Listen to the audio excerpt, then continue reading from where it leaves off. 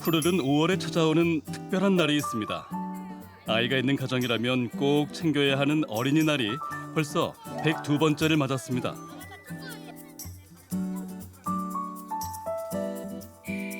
어린이는 어른보다 한 시대 새로운 사람이다. 소파 방정환 선생의 말입니다. 1923년 5월은 일제강점기, 고통의 순간 속에서도 어린이 해방 선언을 발표한 해입니다.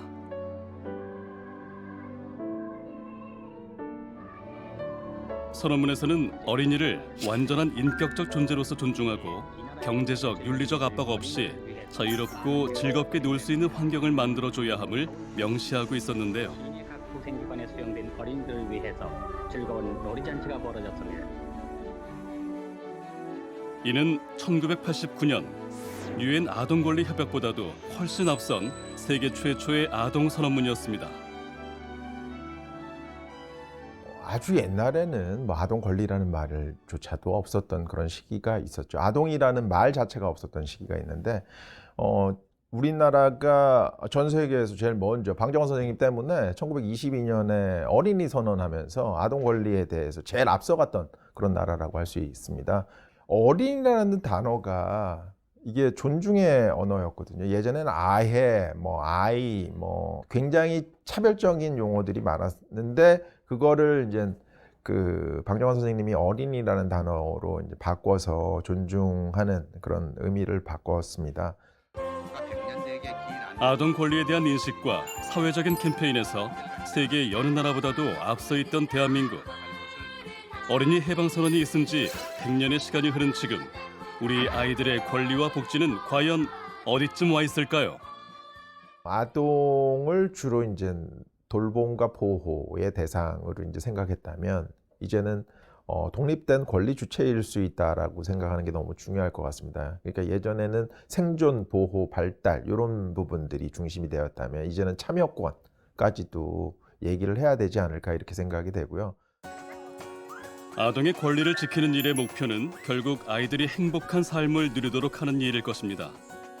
우리 아이들의 행복은 어른들에게도 큰 고민거리일 수밖에 없습니다. 아이들은 우리의 미래이며 현재를 함께 살아가는 존재이기 때문인데요. 이를 위해 유엔 아동권리 협약은 차별 금지, 아동 최선의 이익, 생존과 발달, 아동의 의견 존중이라는 4가지 원칙을 제시하고 있습니다. 유엔 아동권리 협약은 18세까지를 아동으로 정의하고 있으며 역사상 가장 많은 국가가 따르고 있는 인권 조약입니다. 우리나라도 1991년 이 협약에 비준하며 4가지 원칙에 따른 권고사항을 이행하기 위해 아동이 행복한 나라를 목표로 한 2차 아동정책 기본계획을 수립하는 등 다양한 노력을 하고 있습니다.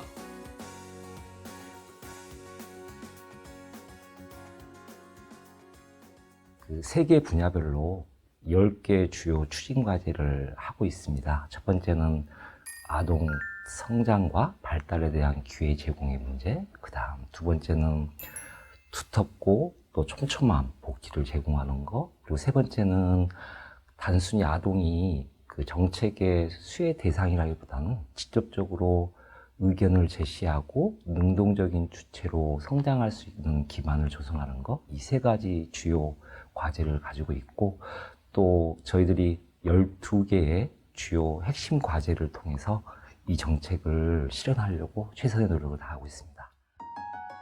아동을 위한 이와 같은 정부의 노력을 지역사회에서 실천하고 있는 개념이 있습니다.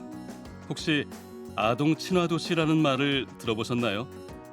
2024년 현재 92개 지자체가 아동 친화도시 인증을 받은 상태인데요.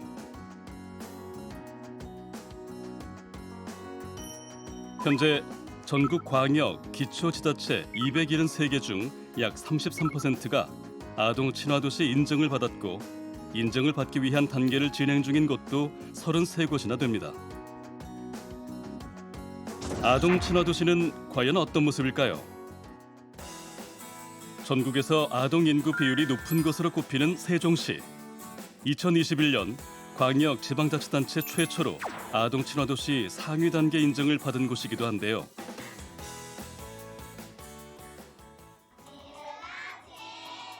지난달 22일 세종시에서는 뜻깊은 행사가 열렸습니다.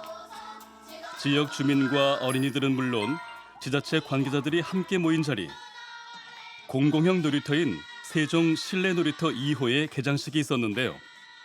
요즘에 저출생 문제 때문에 아이가 귀한 시대가 됐습니다만 아이를 낳으면 더 행복하게 그리고 안전하게 키울 수 있는 그런 놀이터 마련이 됐습니다. 공공형 실내 놀이터는 아동 친화 도시를 위해 진행하고 있는 세종시의 사업 중 하나로 UN 아동권리 협약의 아동 발달권에 해당하는 아이들의 놀 권리를 보장하기 위함입니다. 저희 인구가 한 39만 8천 명 정도 되는데 21.7%인 8만 6천 명 정도가 아동입니다. 그래서 그런 아동들이 행복하게 살 수 있도록 그런 방법상의 문제, 대표적으로 말씀드릴 수 있는 사업이라면 세종형 놀이터 운영을 하고 있는데 지금 현재 실외 놀이터로 고운동 실외 놀이터, 한솔동 실외 놀이터, 그리고 실내 놀이터는 종촌동 실내 놀이터, 그리고 오늘 개장하는 조치원 실내 놀이터가 있습니다. 아동 친화 도시는 UN 아동권리 협약이 실제 아동이 살고 있는 지역과 장소에서 실현되는 것을 목표로 하고 있습니다. 때문에 지역에서 단계적으로 아동이 살기 좋은 환경을 조성하도록 하고 있는 것인데요. 아동 친화 도시 인증을 받기 위해서는 아동의 생활 환경을 종합적으로 평가한 후 아동의 참여와 아동 친화적인 법 체계를 갖추는 등 10가지 원칙에 따라 다양한 사업을 진행해야 합니다.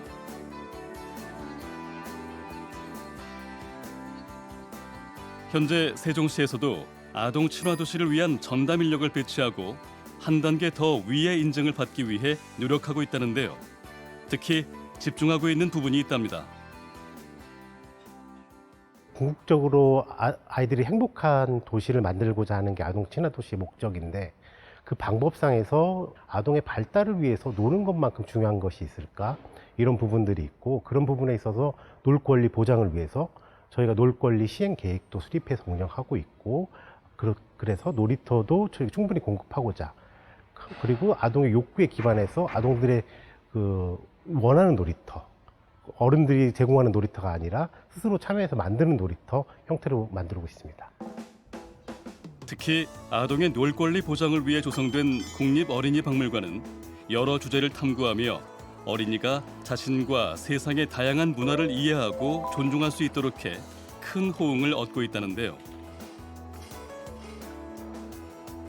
놀이는 각종 스트레스와 건강의 위협으로부터 아동을 보호하고 발달을 돕는 중요한 역할을 합니다. 과거에 비해 자유롭게 놀 권리와 놀이를 빼앗긴 아이들을 위해 아동 친화 도시에서는 다양한 놀이 공간을 중점적으로 조성하고 있는 것인데요.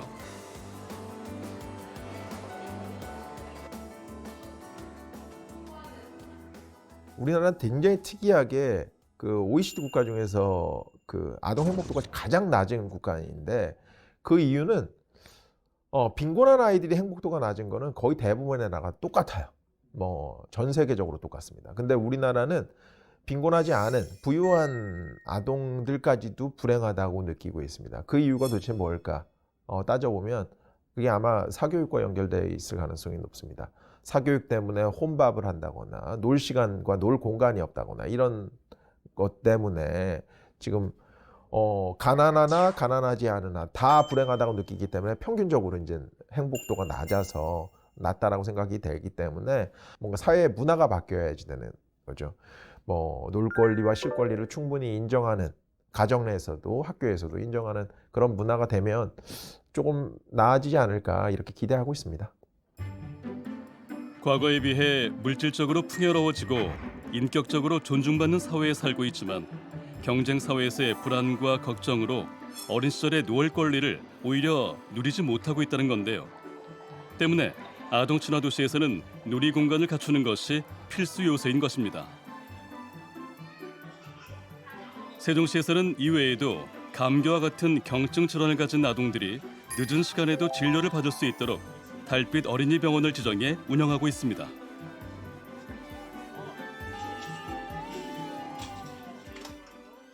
평일 기준 11시까지 하고 있고 주말은 아침 9시부터 저녁 9시까지 하고 있습니다.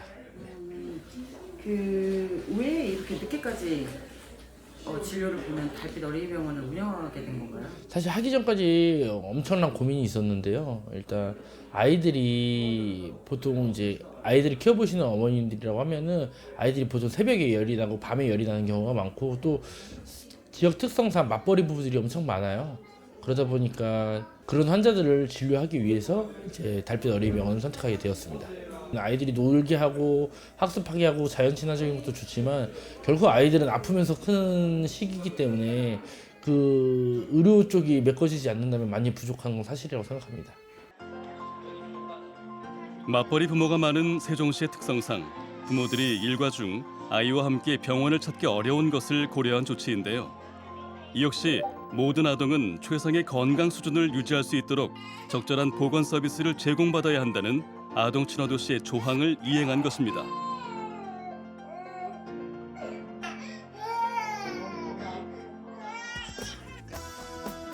아동 친화 도시는 아동들이 가장 큰 수혜자이지만 아동이 살기 좋은 도시는 노인과 여성, 장애인 모두에게도 살기 좋은 도시입니다.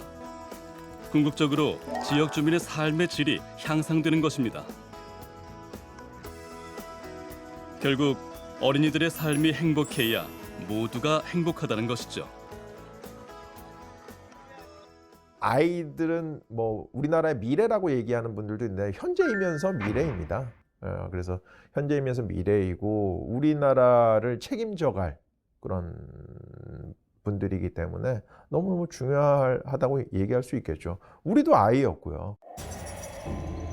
그러나 모든 아이가 존중받고 보호받아야 마땅하지만 어른들의 이기심으로 인해 당연히 누려야 할 권리를 잃어버리는 아동들도 있습니다. 세상의 빛을 보자마자 생명을 박탈하는 일들까지 심심치 않게 보도되고 있는 것이 사실인데요. 추운 겨울의 어느 골목, 한 여성이 이불에 꽁꽁 싸안은 아이를 담벼락 밖으로 난 상자를 열고 내려놓습니다. 여성이 아이를 두고 간 곳은 서울의 한 교회에 설치된 영아 보호시설이었습니다. 바로 베이비박스라고 불리는 것인데요. 유기되거나 미등록 상태로 방치돼 생명을 잃는 아이들을 한 명이라도 구해보고자 이종락 목사는 2009년 교회 담벼락에 베이비박스를 설치했습니다. 바람 불고 추운 봄날, 꽃샘추위. 그때 새벽 4시 20분에 전화 온 것 같아요. 그러고 이제 한숨을 쉬면서 죄송합니다. 그리고 이 말을 잊지 못하는 아버지의 눈물 섞인 그 전화가 왔어요. 아차 싶어서 뛰어나가 봤더니 이제 문을 열었더니 고양이가 호사삭 거리면서 이제 그 나가고 그 박스가 있는데 생선 박스예요.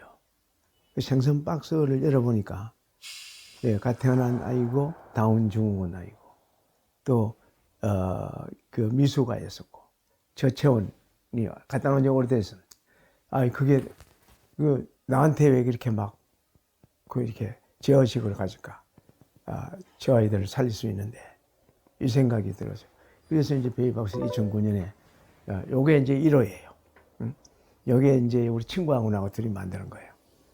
그래서 이걸 만들어서 우리 담벼락에 구멍을 뚫고 이제 설치를 했죠. 이곳 베이비박스에 보호되는 아이들은 미혼모나 떳떳하게 출산을 할 수 없는 위기 산모들의 아이들입니다. 아이를 집이나 밖에서 혼자 출산하고 키울 수 없어 남의 눈을 피해 데려오는 경우가 대부분이라는데요. 2012년 8월에 입양특례법이 개정이 됐어요.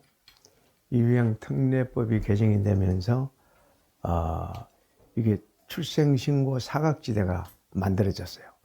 그러니까 출생신고를 해야 되는데 하지 못하는, 하면 안 되는 초등학교나 중학생들이 출생신고를 하면 안 되겠죠. 학교도 못 다니고 또 이제 이거는 문화적으로도 인정을 안 해. 그래서 이게 이제 사각지대가 아니었었다면 그전에는 보육원 앞이나 입양기관 앞에 갖다 놓으면 보호가 됐었어요. 근데 이 특례법이 시행이 된 날부터는 그게 안 됐어요. 출생 신고해야만이 기관에서 이제 받을 수 있고 신고가 안 된 아이들은 받을 수 없었어요. 그래서 이 아이들이 갈 곳이 없어야 됐단 말이에요. 그 이제 출생 신고를 못하는 불이익이 되는 그런 엄마들은 출생 신고 못하니까 이거 오는 거예요. 마지막 이 선택지예요.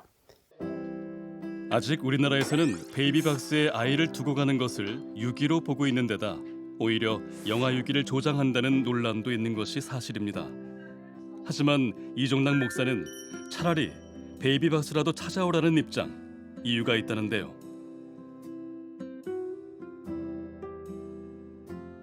이거는 이 유기 대상이 아닙니다. 유기는 생명을 돌아보지 않고 법적으로 아무데나 버리는 게 유기예요. 근데 여기 와서 여기 이제 98%가 엄마들을 만나요. 여기 와서 아이를 맡기기 위해서 상담을 하고 아이를 잘 돌봐달라고 이렇게 한 것은 절대 유기가 아닙니다. 유기가 될 수가 없습니다. 그래서 아이를 엄마로 하여금 이 아이들은 지켜진 아이들이에요. 그 엄마를 오히려 보호를 해야 돼요. 아기는 물론 여기서 보호하지만 엄마를 지켜줘야 돼요. 이곳에 아이를 두고 가면 처벌을 받을까 더 깊은 곳으로 숨겨지는 아이들이 걱정인 것입니다. 다행스러운 건 최근 베이비박스와 관련 무죄를 선고한 법원의 판례들이 늘어났다는 건데요. 베이비박스의 상담한 기록이 영아 유기 행위를 판단하는 요인으로 작용한 것입니다. 때문에 이곳에서도 산모가 자신은 물론 아이를 지키고 양육할 수 있도록 상담을 통해 최대한 지원하고 있습니다.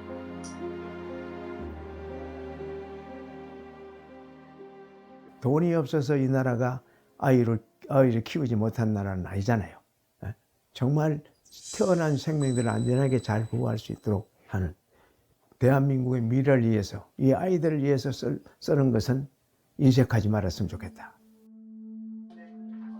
최근 베이비박스가 다시 주목받게 된 사건이 있었습니다.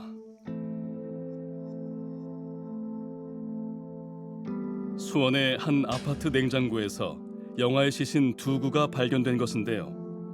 2018년, 2019년 두 아이를 출산한 30대 여성이 냉장고에 시신을 보관해왔던 것입니다. 경찰은 출산한 기록은 있지만 출생 신고가 되지 않은 점을 포착해 수사에 나선 것인데요. 이 사건을 계기로 지난해 출생 신고조차 되지 않은 유령 아기에 대한 정부의 첫 공식 조사가 실시됐습니다.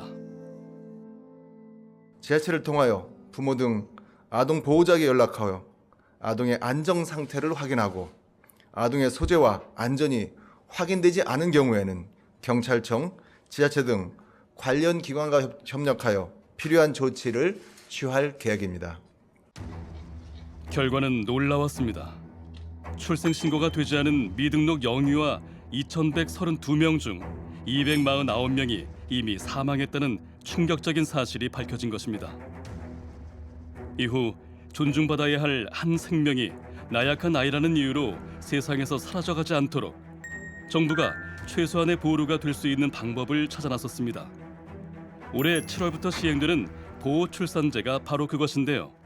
핵심은 저희가 법안이 풀네임이 위기임신 및 보호출산 지원 및 아동 보호에 관한 법이거든요. 첫 번째는 위기임신에 대한 지원 부분인데요.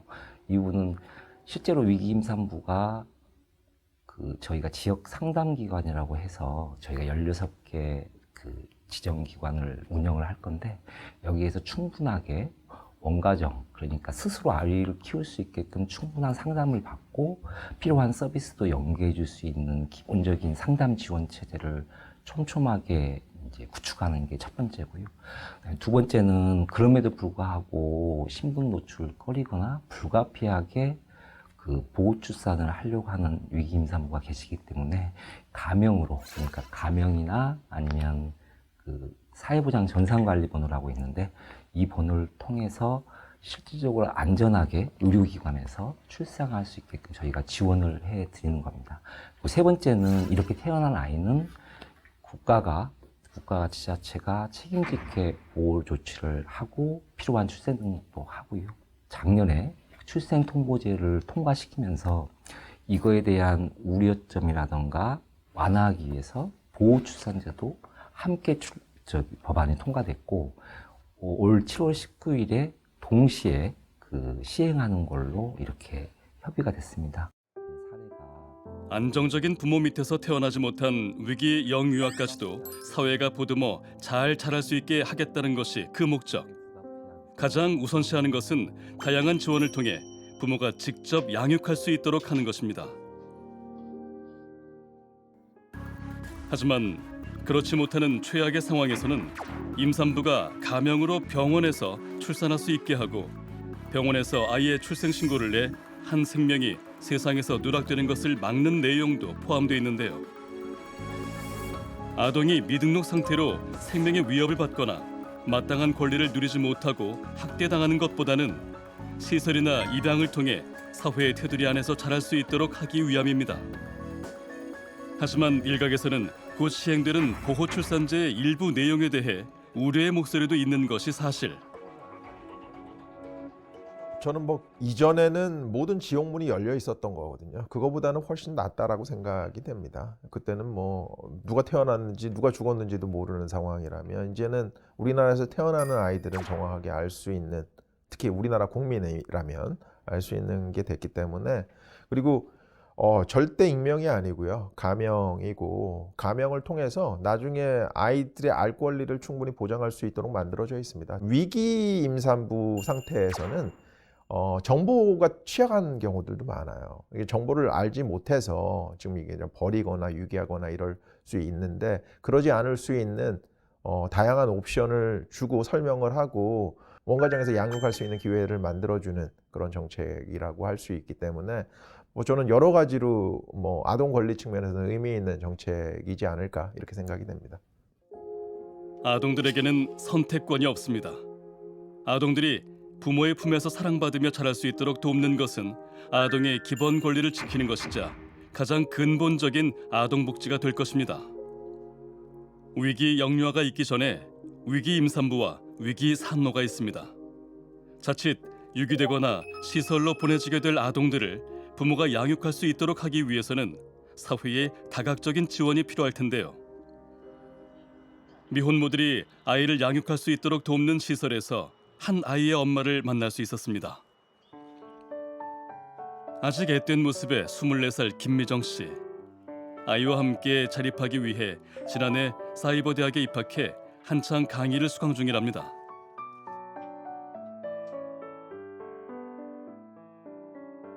저는 지금 사이버대학교를 다니고 있는데 보건행정학과로 지금 공부를 하고 있어요.